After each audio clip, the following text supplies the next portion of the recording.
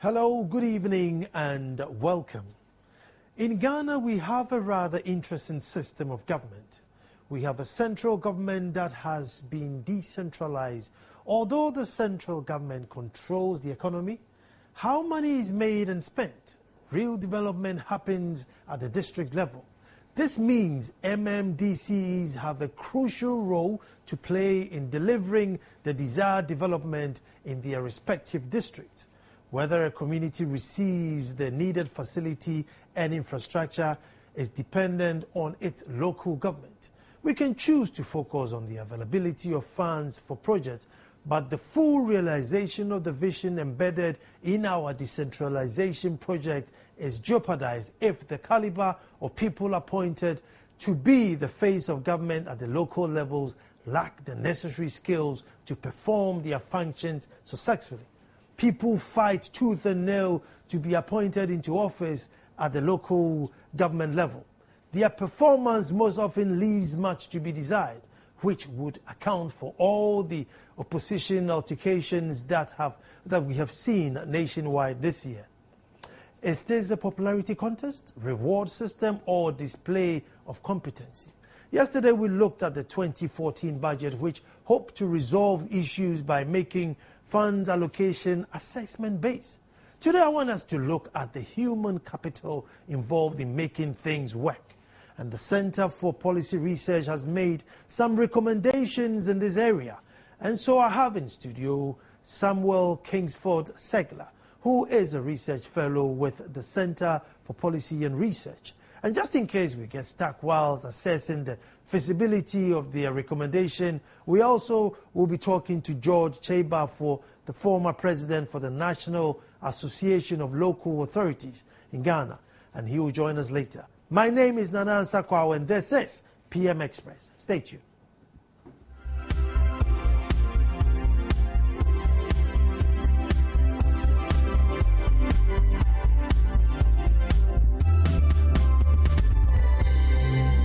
Hello and welcome back. And today we are discussing who runs the local government. We want to find out what competencies they have.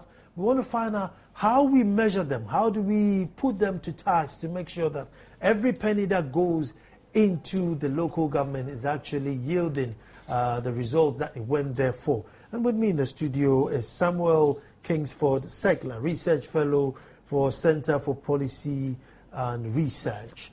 Samuel, welcome to the show. Thank you. And George Cheba will join us on the phone later as the discussions go on. But I'm not going to go straight to the point. You want MMDCs to also have sign a 2-year bond of competency and sort of reward so we can mark them. Yes. And why is that? Or how do you come about that? Well, thank you. As you rightly said, the DCs or MMDCs have a critical role to play in our national development.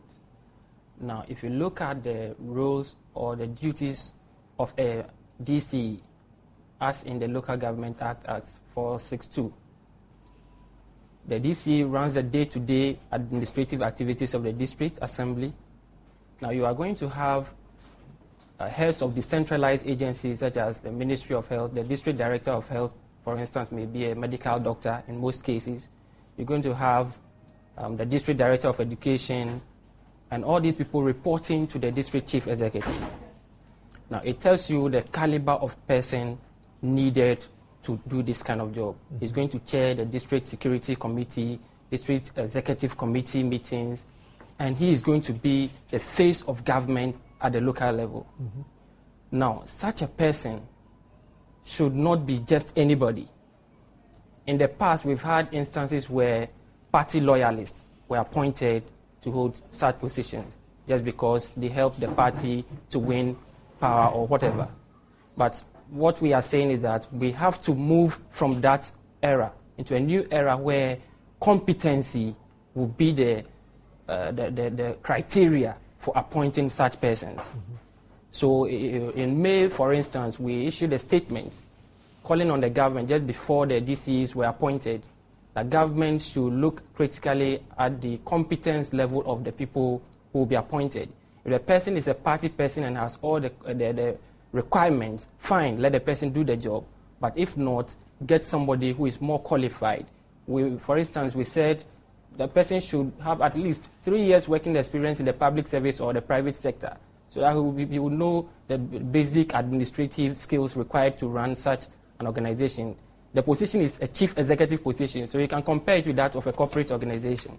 Now, what we are saying is that these people should be on performance contracts.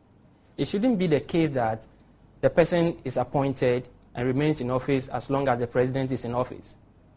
What about if the person is not performing? Then the development of the area is going to be delayed for as long as the person remains in office. So put them on performance contracts for, say, 2 years. Set targets for them. The target should be based on the district development plan. If at the end of the 2-year term, the person is not able to perform, fire the person, bring someone else who is ready to do the job. So here we have where, my brothers, the chiefs, Yes. as soon as the position becomes vacant, we get our best can take love out. Get Ochiami, get the staff, get all the elders in the town and say, hey, we want Samuel to be the DC. He went to school here. He's lived here all his life.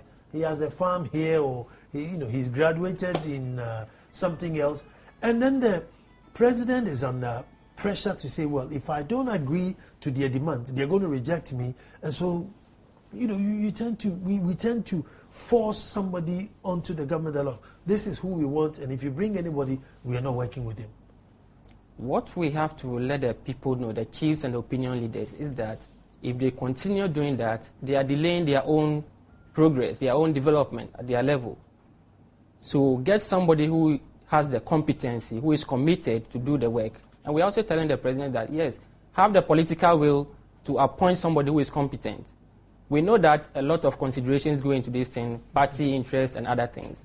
But what we're saying is that for the sake of good governance, transparency and accountability, and the development we want in our society, let us get competent people to do their job.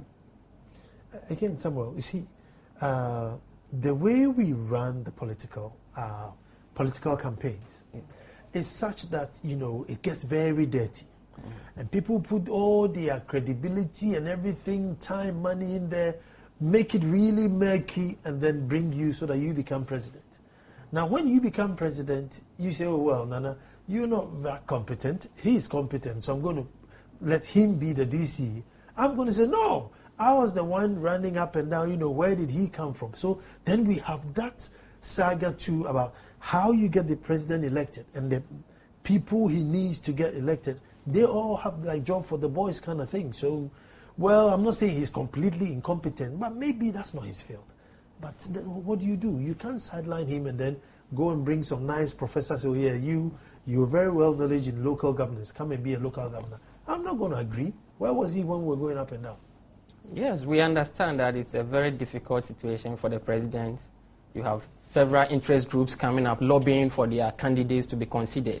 It's a very difficult task, and we sympathize with the appointing authority. But at the same time, we cannot sacrifice the development of our society just on the basis of political expediency or whatever. The appointing authority should make it clear to the people that, yes, we are here to help you develop. If you really want to develop, then let's put this aside. Let's get somebody. I'm sure in every district we can get people who have the competency to perform. Oh, no doubt. Maybe so 10 in each district. Let's try and put those interests aside. If only we are committed, we want to develop. The people themselves should know that this is development we are talking about, and real development happens at the district level.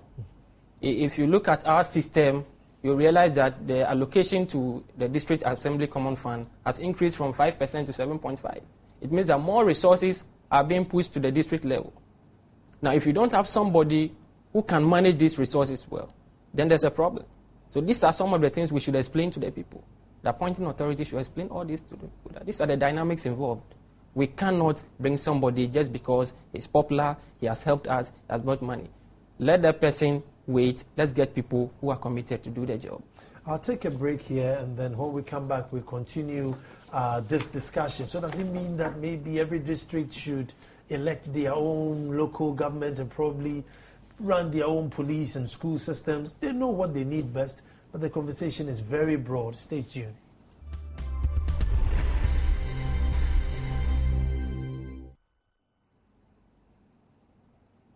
Hello and welcome back to this exciting conversation. Who runs the local government? Or basically, who is running the local government? Meaning, are they competent enough? Are they just there because they helped the party come into power? Are they just here because Omahini and his cronies said this is who we want? Or they are there because they know the technicalities in running a local government? And that's something which Samuel, I think, it's one of those things, maybe we need to sell it to the locals, not even to the government, so that they then demand that, look, you need to bring us somebody who has got some expertise and likes at least 3 years in the civil service. Private sector. Or private sector. Yes, I think this is something we need to embark on a campaign to educate the people and let them know that we need to develop our various districts and municipalities. And for us to do that, to be able to do that, we need competent people. So even though we have interest, yes, I would like my family member to be the DC, but is he competent enough? Will he be able to bring into the area the kind of development that I will even benefit from? Mm-hmm. If the answer is no, then let's get someone else who can do the job so that collectively we all benefit. So I think we have to embark on this kind of campaign to let the people understand some of these things. The other difficulty is even asking that, how do you, to the locals, I mean, what should we measure to know that on a day-to-day this DC is working? I mean, week 1 we should have a gutter, week 2 we should have a tree planted, week 3. How do we measure him? Now, I mentioned earlier that they have district development plans. Mm-hmm. And now we are told that we are moving from the activity-based budget system to a program-based budget system, which will bring more efficiency. So that we have specific programs and we have expected outcomes. What are the deliverables? So if we say we are coming out with this kind of initiative, and at the end of the initiative we expect A, B, C, and D. Now we can measure the DCE's performance by that. So we put you on contract. If we have a very effective monitoring and evaluation system, we should know that by the end of year 2, you should reach this level in your project implementation. So if at the end of year 2, you are not at that level and you don't have any good excuse to give for that, any good explanation, then it means you have not performed. So what would we do? Look at every district and their potential, and then let's say if your district is very good for palm plantation, mm-hmm. that was your target. Mm-hmm. If your district was good for tourism, that was your target. Mm-hmm. And then unleash them and then say, look, these are the indicators, or these are the job we expect from you. Yes, I think we cannot have a generic target for all the MMDCs. Every district has its own need. Mm-hmm. They have their own problem, their development challenges. So the problem that the DC of BIA will be facing in the Western region is different from what AMA boss will be facing. Mm-hmm. It's different from somebody in Birim South or wherever. So they all have their development needs. So we set the targets based on these development needs. Mm-hmm. So that somebody in BIA, what will matter to him is construction of feeder roads, basic feeder roads. Somebody in Accra would want to modify or beautify the city. Mm-hmm. So there are different priorities. So you set the targets based on all these priorities, and then you measure them. But if you say you want a generic system where you want to measure them, I don't think that will work. The 2 year, is it not too short? Yes, I don't think it is too short, because if somebody comes into office and the person knows that I'm in office as long as the president remains in office, maybe as it has been the norm, 4 years. So I know that I have 4 years, so there's some kind of laxity in the system. The person will relax. But if the person knows that although the president is in office for 4 years, I have only up to 2 years to justify why I have to continue being in office, the person will work hard. Will the local election solve this problem? Yes, it will. If the people elect their own leaders, mm-hmm. at the district level, and they know that the DC so elected knows that if I don't perform, at the end of the period, the people are going to vote me out, the person will perform. There will probably be competition among districts.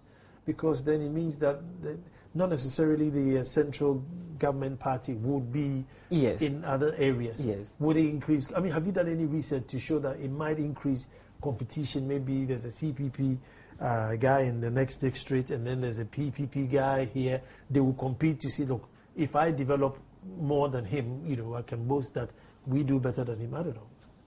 Competition for development? What I think is that if we say we are electing and we have several candidates competing, now if you win, you know that you are not the only person. There are other alternatives. So if you don't perform, they will bring the second person to come and do the job.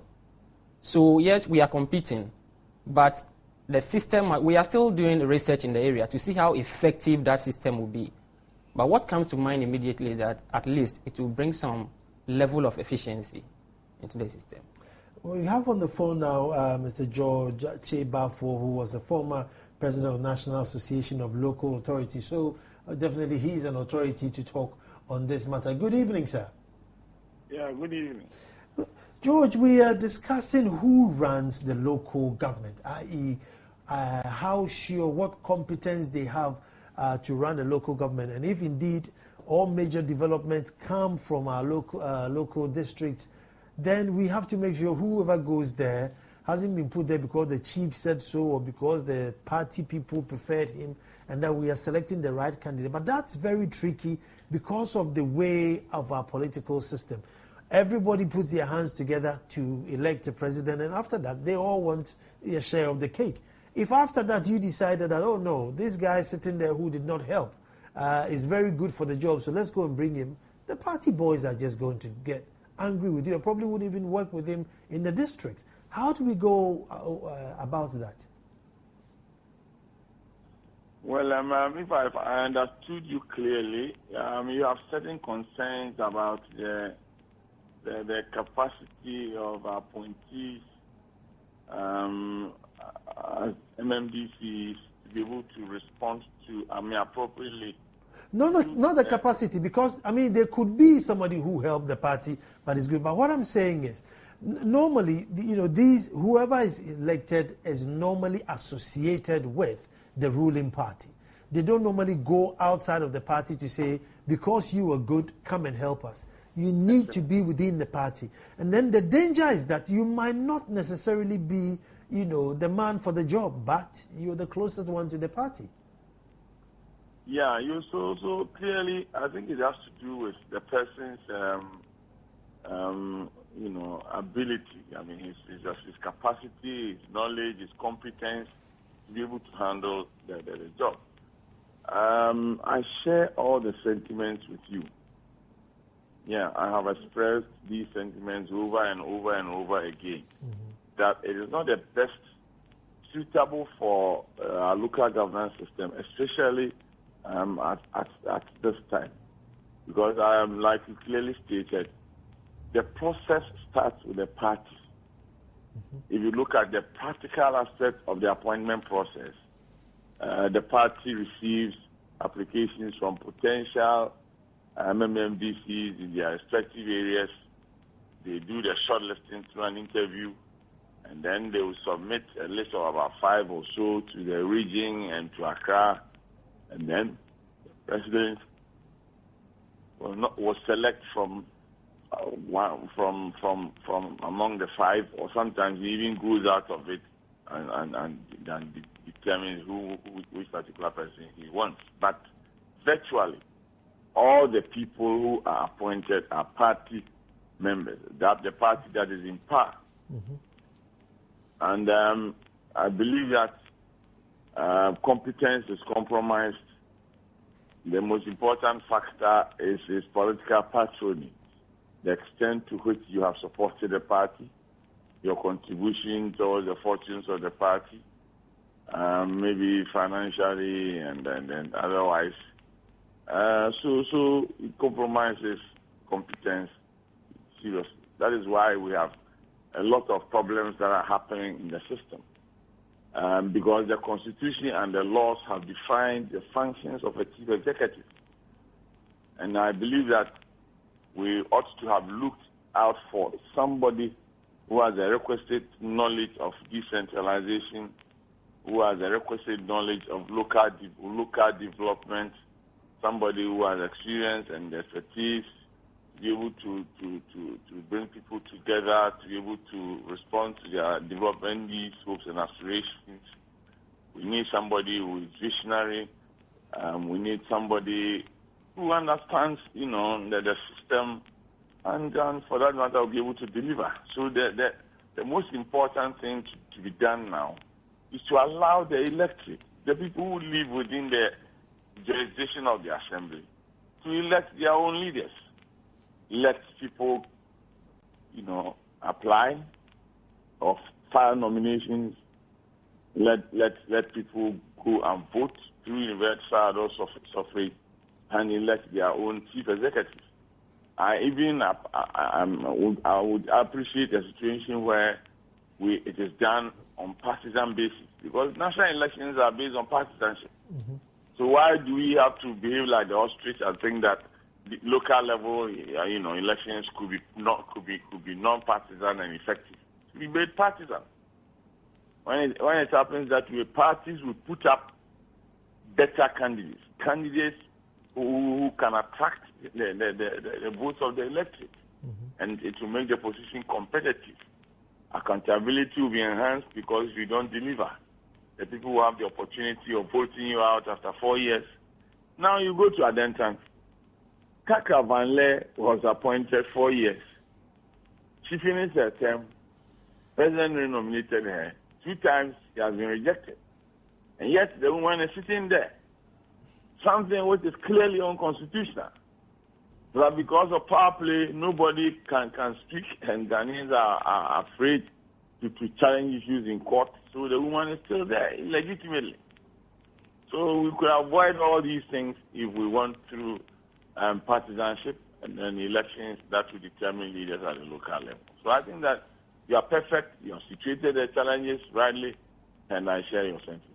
Thank you. The other thing that CPR is recommending until we get that time that locals will elect their own leaders is that they should give them a 2-year term, and you sign the bond of performance, and maybe even if it's job for the boys or your party faithful, it might still ginger you to know, look, let me do my best because I've only got 2 years to prove myself. Well, whoever is proposing that principle perhaps might not understand the practical workings of decentralization in this country.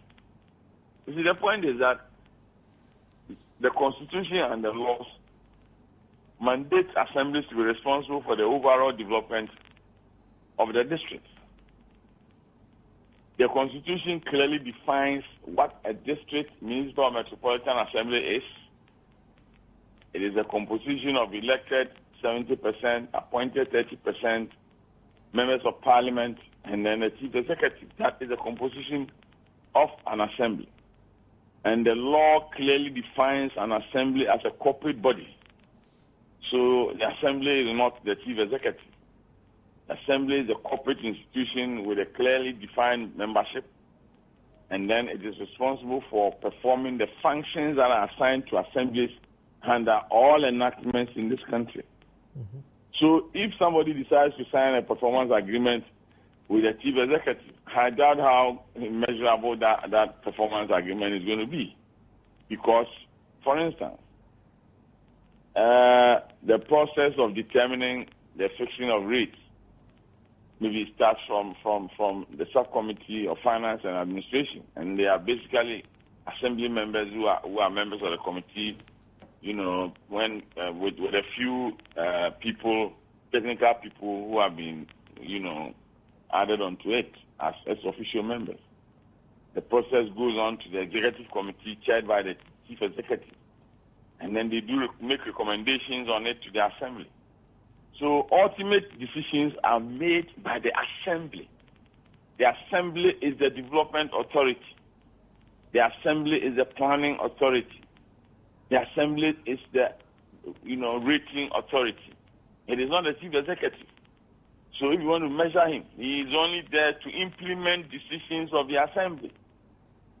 So it is just a non-starter to say that you want to sign a performance agreement with the man if he doesn't know how to function. He doesn't understand the concept of decentralization and how it works, because it's a collective responsibility, it's a corporate responsibility. If he doesn't understand the system, he will not be able to fit in well, because there are inbuilt accountability systems, supposedly vested in the assembly. George, I have Samuel here who's a research fellow for Center of Policy and Research. I'll let him answer that. George is saying that it wouldn't work. So how is your... He's raised some interesting points that I would want to respond to. No, you are saying it is the assembly that is supposed to work. So you leave the district chief executive. Now, who leads these developments?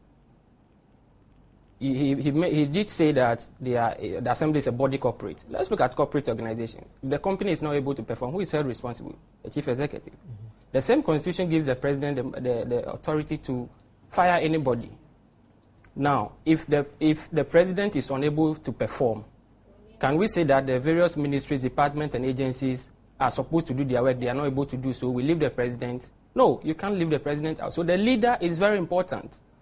So you cannot say that because the structures are supposed to be functioning, if they fail to function, you leave the leader who is supposed to give the guidance, the direction. I don't see the point there. George, did you hear that? The buck stops with the DC or the MMDC. So if I have a different view. The buck does not necessarily stop with him. He has to implement decisions of the assembly, get back to the assembly, with the extent and levels of implementation of the decisions. I agree with him to an extent that he also has a role to play. Clearly, he has to implement decisions of the assembly. So if you are going to sign performance agreements with him, then it must be tied into the way the assembly makes decisions. Because if the assembly decides that maybe we have determined a target of, say, 10 billion as revenue that we expect, the MMC will have to put in measures to ensure the assembly attains the target. The assembly decides that we want to build 10 schools. The assembly has made that decision, and it has clearly, allocated resources. Ultimately, resource inflow does not necessarily lie with the MMDC, because assembly's resources will necessarily have to come from the district development fund, the district assembly common fund. Central government decides to delay the release of the funds. Central government sometimes even decides to release, just a minute percentage of the entire resources due assemblies. So the MMDC is not able to implement the decisions that have been made by the assembly because of delays and inadequacies in resource inflows. Now you sign a performance agreement. The same government that acted inadvertently to delay the release of funds and to even to a larger extent decided to utilize the resources in Accra for MMDC for assembly. How do you measure the MMDC in terms of performance when the funds were not available for him to utilize? So it will be difficult to determine the parameters. I mean, that's what I'm saying. It will indeed be very, very difficult, because the man implements decisions on the basis or on the whims and caprices of a lot of factors. And most of it is even caused by government itself. So how is government going to sign the performance agreement? It could be signed, but it will be relative. I mean, to a limited extent, in terms of the measurability. George, so in this whole haze, what can we put in place just to hold the guy a little bit? I know he's waiting for his common fund. This year, I think they are about 2 seasons behind already. 3 quarters behind schedule. 3 quarters. Wow. So what can we put in place to just make sure that we hold him for something? Otherwise, he's just there. You see, it's a very dicey situation. If government is not releasing resources, it is up to the assembly to take up the challenge. The assemblies are corporate bodies with perpetual succession.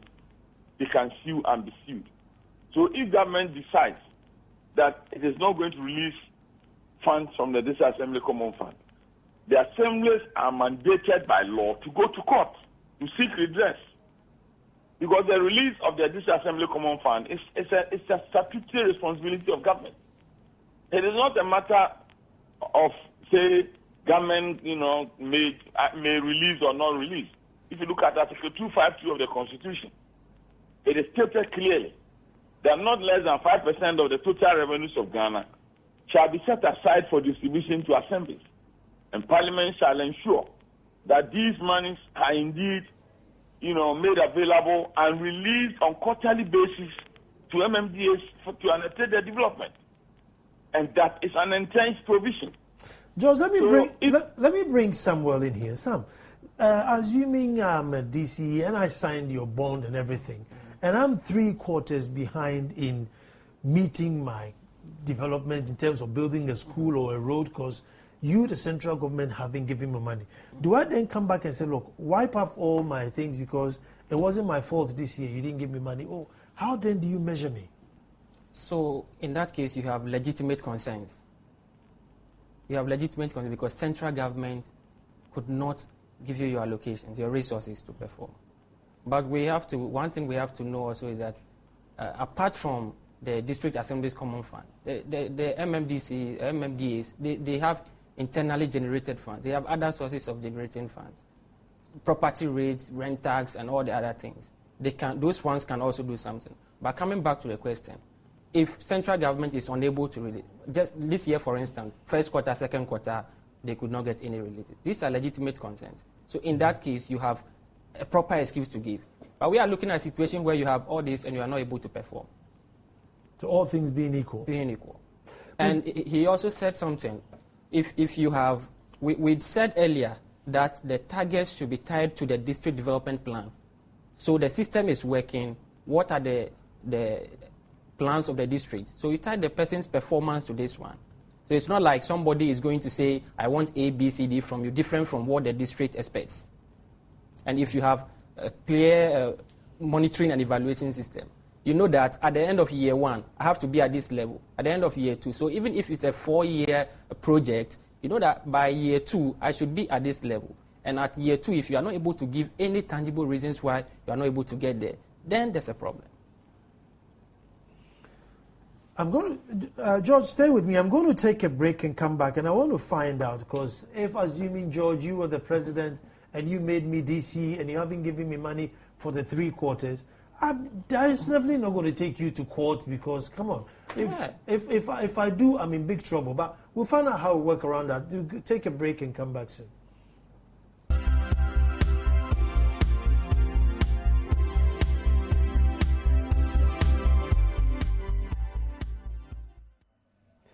Okay, we're back and we're discussing who runs, well, your local authority.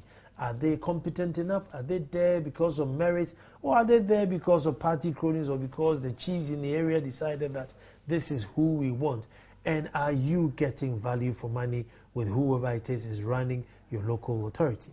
And in the discussion, George mentioned that the local authority has got the power to drag central government to court to say, give me my money for my development. But I hope you're with me, George. Yeah, I'm still with you. Well, thank you very much. George, you see, I'm just looking at Mr. Gbagbin's case where he even just mentioned that I'd like to meet my president. I haven't seen him in a while. And the wolves are at him. Can you imagine him coming out saying that you've held my money, so I'm going to take you to court? I mean, that would have been unheard of in our system. Yes, you see, the point is that those who are advocating for performance agreement between government and MMDCs to measure, the levels of their performance and attainment of targets and things like that. I mean, they are operating from a position where, sorry to say that idealism is perceived to be the order because they assume that everything is perfect. But let me state, those of us who are directly involved in the practical implementation of issues affecting decentralization, we see it differently. Government's decision or objectives in appointing MMDCs to operate at those levels are different from the original objectives and intentions of the framers of the Constitution. From 1993, people are appointed as MMDCs at those levels to ensure that government is able to rake in more support, political support, to ensure the perpetuity of government in power. That is the underpinning factor. MMDC's appointments are not, to the fact that they are going to be there to ensure that local development is accelerated, and for that matter, no, that is not the point. Because look, there are practical issues. Let me give you an example. You look at the CCWL problem between AMA and the CCWL. Go and look at the genesis of it. It is seriously political. It was central government which influenced the abrogation of the contract. It was central government which influenced the allocation of the signing of the contract. Look at Zoom Lion. Central government did negotiations with Zoom Lion in Accra and then agreed on the parameters and forced MMDCs to implement these, arrangements that central government had arranged. Recently, 3 days ago, the president gave a directive that any MMDC who does not ensure the implementation of the government's policy of street naming and numbering of houses will be fired. I was just laughing. The president also said that the MMDC should ensure that they put up structures, affordable housing units for people within the areas. I mean, these are all, with all apologies to His Excellency the President, they are political talk. First of all, every assembly has prepared its medium-term development plan. Every assembly in this country has a medium-term development plan which dovetails into the National Development Plan, adopted by the National Development Planning Commission. And the plans are supposed to be disaggregated yearly for implementation. Assemblies disaggregate the plans, they allocate resources on the basis of inflows of the District Development Fund and from District Assembly Common Fund and from internally generated funds. But of course, internally generated funds factor are very, very minute. I don't know whether my friend in the studio, knows this kind of very, very minute. If you take out maybe the bigger municipalities. Look, first quarter of the District Assembly Common Fund for 2013 has been released. And there was no assembly in this country that had more than 40% of the projected or expected inflow to the assembly. Government retained over 60% of the first quarter of the District Assembly Common Fund in Accra to stand for and on behalf of the assembly. And I'm telling you, these decisions of government deciding to use the District Assembly resources to implement these development activities were taken by central government with the collaboration and condonance of MMDCs. When they go to their conferences, the parties' priorities are discussed and they are forced on the assemblies for implementation. They use it for fumigation. Go and look at the District Assembly Common Fund, the factor and the percentage and the enormity of deductions that are made from the DACF to undertake fumigation across the country. Take a ride to all the districts in this country, go and find out whether there have been any fumigations or not. There have been no fumigations. But billions of cedis are retained by central government in Accra, ostensibly for fumigation. And they are done with the connivance of MMDCs. So they have a common agenda to use local government resources to perpetuate, the stay of the party, of the government in power. That's what they do. You go and look at Zoom Lion. A chunk of assembly resources are deducted in Accra. Zoom Lion's activities are undertaken in the district. So what is the sense in retaining the money in Accra for Zoom Lion to take 4 cities out of the 5 cities as administrative expenses, and then people who engage directly in the project are paid 1 city? Meanwhile, assemblies have departments that are responsible for environmental sanitation. They don't even have the resources to undertake environmental sanitation. Zoom Lion, which is a company, is giving 4 cities. Assuming that these monies were given to the Assembly's environmental management department, to operate, they would have achieved a lot. but it is for political purposes. And go and track these monies and determine where these monies are going to. They are going to oil political machinery. You get my point? So how can the same government, which is inadvertently subverting the development, the performance of MMDCs, go to the extent of signing performance agreement? They are all fluke. They are not going to work. They are just to create an impression as if central government is engaged in something. Where is the assembly going to generate the resources to build the low-cost, affordable houses that the president is referring to? Go and track the street naming and the house numbering process. Government is deducting the money from the disassembly common fund and keeping them in Accra and engaging consultants, technical people from Accra to go and work in the district. What kind of decentralization in this? And then they create an impression as if the MMDC is not performing. There's a political clique, and we need to break this. You see, if we want to ensure effective decentralization and in this country, we need to ensure that the institution works. We need to ensure that the legislations and the constitutional arrangements they work to perfection. It is just cosmetic to say that you want to sign a performance agreement. What is the performance agreement for? What is he going to undertake? 3 quarters. 3 quarters. We are in the last quarter of 2013, and just 1 quarter of the development resource is available to the district. And that one, only 40% maximum was released to the assembly.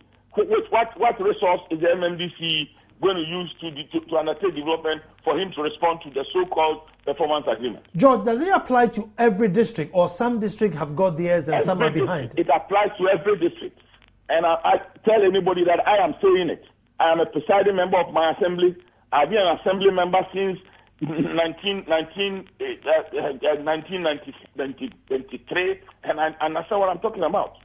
Let me bring Samuel in here. Samuel, so it makes your job very, very difficult, because it's not as if even some districts have got it. So, well, let's see what their indicators are going to be there, or their measures.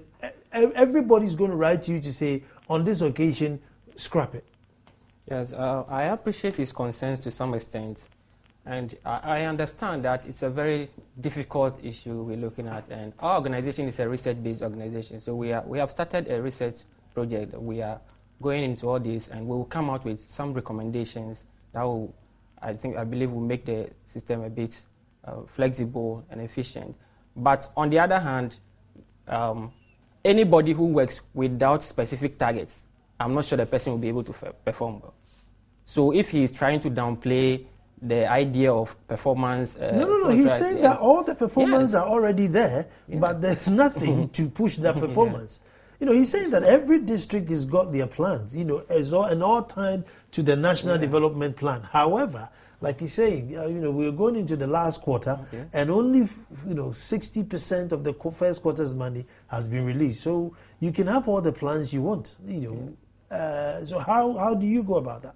Yeah, I think it's a collective issue, and as we go into that, we will come out with some recommendations. We all have to think about it and come out with recommendations and see how best we can improve the system. Georgie? Yeah. I think we have a bigger problem than we have time to discuss. Yes, I agree with you. We have bigger problems that we can discuss. Look, you look at the Disassembly Common Fund, and you look at the Constitution itself, in Article 240, Parliament is mandated to ensure that all the issues, all the expectations that the Constitution has put in place to ensure effective and efficient decentralization, Parliament has the overbearing responsibility to ensure it. You go to Article 252, and Parliament is an institution that has been mandated to ensure that the resource, minimum 5%, which is now 7.5%, is allocated and indeed placed into the Disassembly Common Fund for distribution to assemblies for development. That is what the Constitution says. Then you have a Disassembly Common Fund administrator who is supposed to submit the formula for the distribution of the funds to Parliament approval.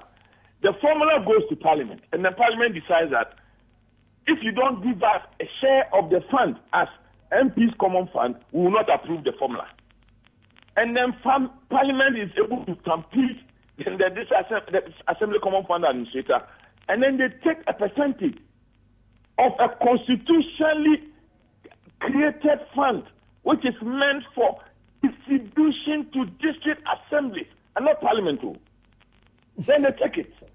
Then because they have compromised, then they said, okay, administrator of the District Assembly Common Fund. If you look at the District Assembly Common Fund Act 455, it talks about the District Assembly Common Fund administrator taking, its resources from the consolidated fund for operations.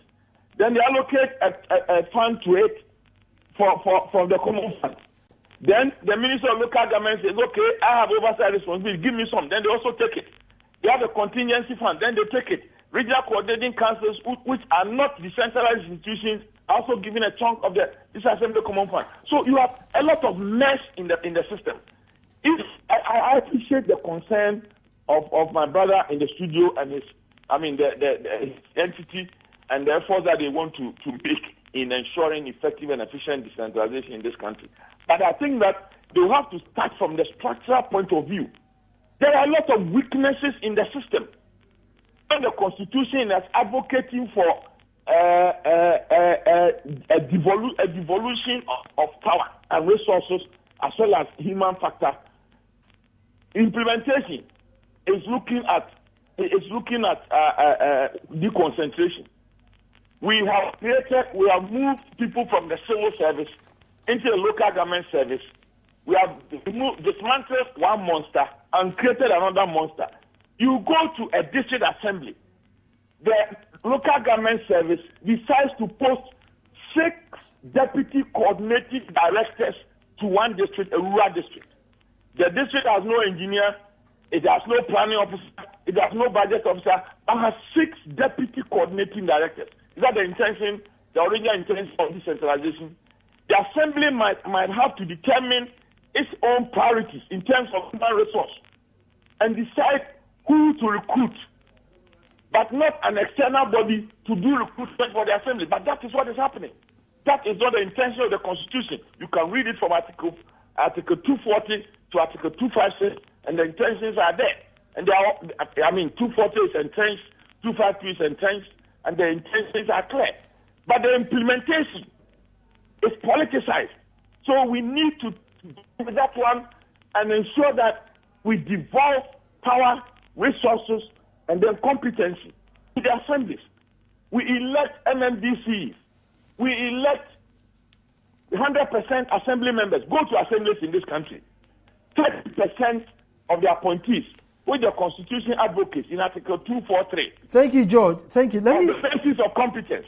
And all party people, you go there, you're the party chairman, the party secretary, the organizer, the women organizer. These are the appointees who are in the assemblies. What are they doing there? Thank you, George. Hold on. Thank you very much. And Samuel, could you focus more on government? Like this indicator. You focus more on making sure that the money gets to the districts rather than go and start targeting the district, because it looks as if the money comes, the district might work. Yes, if you look at the statement we released about 3 days ago, the third point or so, we did state clearly that government should resource the districts. And so all these resource allocations should go to the districts so that they will be able to effectively execute their mandate. We made it clear, and that is our position, that government must show commitment by releasing the funds to these people. I want that to be your priority, because it looks as if one of the major problems here is getting the funds to the district. Yes, it is a priority, because if they don't get the funds, how would they operate? Mm-hmm. So it's certainly a priority. So what indicators do we put to government then that, if you don't get the money by the first quarter, what do we do? Call for impeachment, call for demonstration. What do we do? They have the right to go to court, as George rightly said. No, but so they won't go to court because of the system in which they get employed. If I gave you a job and I haven't given you your common fund, you won't take me to court. So what do we do? Are we stuck? We're not stuck, but I believe that we will get there. It's a very difficult situation. We are putting our heads together. Thank you very much. George, thank you very much for joining us on the show. Good. I don't have George here, but thank you very much, Samuel. We're discussing who runs your local government, and I hope to God it's somebody who is really up to the task, whether or not he gets the money. But yesterday I signed off as if today was going to be Friday. No, today's Thursday. Today I'm actually signing off that tomorrow is personality profile, and we're talking to Mr. Kojo Yanka. Beautiful interview. Beautiful interview. Stay tuned and watch it tomorrow evening. And thanks for watching PM Express. My name is Nanan Sakwal.